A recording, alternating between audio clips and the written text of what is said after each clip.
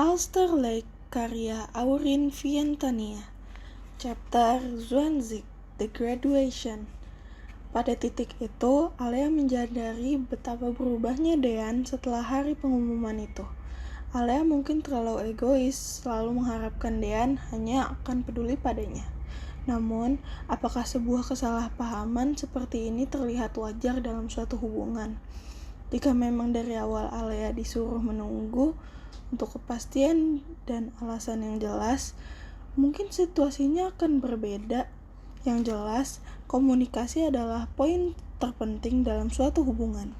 Jika sudah begini, tak ada kepastian yang jelas. Lalu, untuk apa perempuan itu menunggu?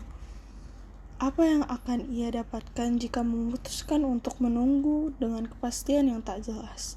Sudah sampai 2 minggu, Alea dan Dean tidak berbicara atau saling memberi kabar satu sama lain.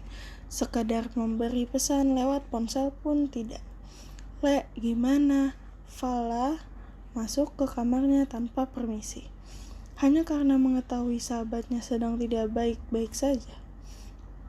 Tanpa memberitahu satu sama lain, mereka pasti sudah cukup paham dengan keadaan masing-masing. Seperti kata orang-orang, jika dua insan sudah mengenal satu sama lain yang cukup lama, atau sudah mengetahui seluk-beluknya, kemungkinan besar keduanya memiliki telepati yang kuat. Vala memang tidak hebat dalam memberi kritik dan saran, namun ia cukup andal dalam memahami perasaan seseorang hanya dengan memasang kedua telinganya. Ya gitu, gak ada perubahan. Alea menghembuskan nafasnya berat, memijat kepalanya yang tiba-tiba terasa sangat berat, penuh dengan pikiran-pikiran yang ia sendiri tak tahu artinya dari semuanya. Perempuan itu masih duduk diam, bersandar berusaha menjernihkan pikirannya. Perasaan campur aduk serta marah, kecewa, dan sedih menyelimuti Alea. "Tidak boleh menangis, tidak boleh menangis," bisik Alea dalam hati menguatkan dirinya sendiri. Vala menatap sahabatnya dengan tatapan yang tulus. Kali ini Vala membiarkan dirinya mengeluarkan sisi lembutnya. Perlahan ia memegang bahu Alea yang dirasakannya sangat rapuh. Perempuan itu ikut bersandar di samping Alea dan mendekatkan posisi duduknya. Tangan merambat ke bahu Alea, kemudian melingkari tangannya dan memeluk sahabatnya itu. "Nangis aja, Le. Gak usah lo tahan gitu. Gue tahu lo paling gak jago dalam hal itu." Alea menatap Vala. Vala balik menatap mata bulat Alea yang sudah memerah. Merah karena ia menahan emosi. Kemudian Vala mengangguk pelan, dan saat itu juga Alea menundukkan wajahnya. Matanya tak sanggup lagi menahan air yang mengumpul di ujung pelupuknya. Di mana sekarang seorang Alea yang ceria itu? Kini tak ada sama sekali senyuman di wajahnya. Yang Vala temukan hanya isak tangis berasal dari bibir Alea. Temannya itu tak terlalu memiliki jiwa emosional. Namun kini dinding pertahanannya berhasil runtuh hanya karena seorang laki-laki. "Gue capek, Val. Gue di sini nungguin kabar dari Dean, tapi kenapa dia sama sekali nggak peduli sama keadaan kita berdua sekarang? Gue harus apa? Gue harus nunggu dia lagi, Val. Sampai kapan? Kalau gue mutusin buat berhenti nunggu, emang boleh? Terus kita berdua gimana? Satu-satunya sekarang yang bertahan cuma gue. Kalau gue sendiri nyerah, berarti semuanya selesai, Val. Gue bingung harus apa."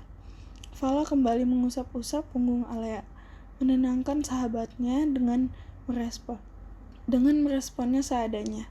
Jika saja ia tak disibukkan dengan tugas kuliah, Vala pasti sudah terbang ke Jakarta menghampiri Dean, membuat wajah itu babak belur jika ia bisa. "Kasih gue saran, jangan iya-iya mulu," ujar Alea lagi dengan mengusap air matanya yang sudah berhenti mengalir. "Lo tahu sendiri gue gak jago ngasih saran." Vala membuat garis pada senyuman paksaan itu, berharap Alea memaklumi bahwa ia benar-benar tidak bisa memberinya saran tentang hubungan seseorang. Padahal dirinya sendiri juga memiliki pacar, hanya saja ia tak tahu dan tidak pernah berada di posisi Alea. Menurut Vala, satu-satunya cara untuk menyelesaikan masalah ini hanya dengan bertemu. Mereka tidak bisa hanya berdiam diri di sana, berharap masalah akan selesai dengan sendirinya. Sungguh tidak mungkin akan selesai. Salah satu dari keduanya harus berani memulai pembicaraan. Mungkin saja mereka bisa mengakhiri hubungan dengan hanya tak saling memberi kabar. Namun itu bukan sebuah akhir yang semestinya. Akhir dari sebuah hubungan harus memiliki alasan yang jelas dan kesepakatan dari keduanya. Lo harus temuin dia, Le, ujar Vala. Alea dengan cepat langsung menggelengkan kepalanya. Enggak, kenapa harus gue lagi? Alea menantang. Mengapa harus ia yang menemuinya duluan? Mengapa harus selalu Alea yang memulai? Kali ini perempuan ini membiarkan agar giliran laki-laki itu yang memulai, mencari tahu masih adakah sedikit rasa peduli kepada Alea. Alea menuju kamar mandi, menghapus sisa-sisa air mata yang mengering di pipinya. Ia tak membiarkan dirinya berlarut-larut di dalam kesedihan dan kekecewaan. Daripada lo sedih-sedih terus, mending kita makan, Le. Perempuan itu mengunci layar ponselnya, berusaha sebisa mungkin untuk menghindari ponsel itu. Ia akan menahan jarinya agar tak mengetik dan membuka room chat dengan Dean, apalagi dengan mengirim pesan lain yang ia sendiri sudah tahu bagaimana nasib pesan itu nanti. Enggak gue pengen tidur. Vala mengangguk, memahami perasaan Alea yang masih belum sepenuhnya baik. Ia membiarkan sahabatnya istirahat lebih awal. Alea kembali memosisikan tubuhnya menghadap dinding.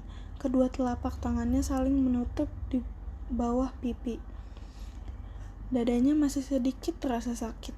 Walau air matanya sudah tidak ada yang ingin keluar, perasaan sesaknya masih tertinggal di sana. Tak kunjung pergi meninggalkan dirinya, membuat pikiran malamnya berjalan kemana-mana. Terlalu peduli itu terkadang menyakitkan. Perempuan itu beberapa kali mengubah posisi tidurnya untuk mencari posisi tidur yang nyaman. Ia mengetahui ini bukan masalah posisi tidur yang tidak nyaman. Semua masalahnya berasal dari isi kepalanya sendiri.